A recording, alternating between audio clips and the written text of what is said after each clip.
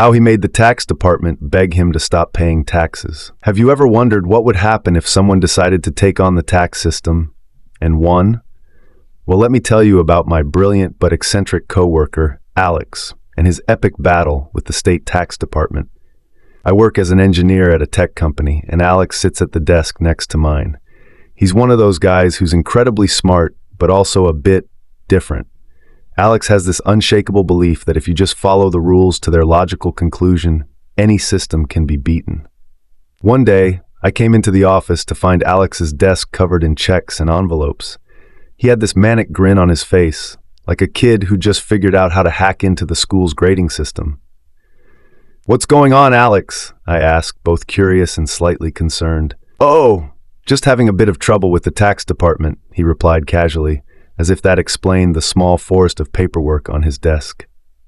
When I pressed for details, Alex launched into his tale.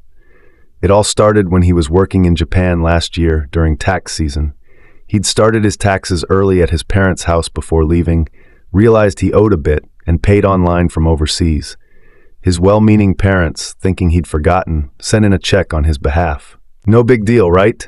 Alex said. "I figured we'd just cancel the check." But that's when things got interesting. The state tax department hit Alex with a $50 fee for the canceled check, plus late fees. Most people would have just paid it and moved on. But not Alex. Oh no, that's not how his mind works. Alex spent weeks escalating the issue until he got a real live human on the phone, a case officer named Mr. Johnson.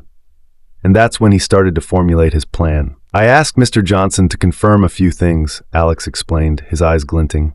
"First, that anyone can write a check on behalf of anyone else for taxes.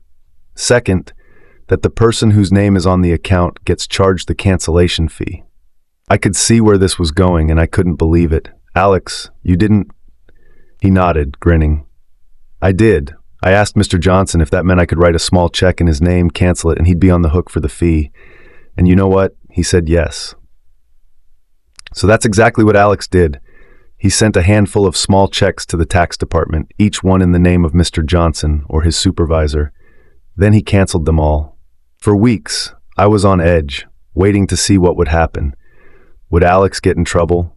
Would they come after him for some kind of fraud? Then about a month later, Alex got a phone call. It was Mr. Johnson. "Sir," the agent said, sounding defeated, "we understand the point you've made. Your fee is waived. Can we please put this behind us?" Alex hung up the phone and turned to me with a triumphant smile. "And that," he said, "is how you beat the system." I couldn't help but laugh. Only Alex could take on the state tax department and come out on top. But as I watched him clean up his desk, I couldn't help but wonder, what impossible windmill would he tilt at next?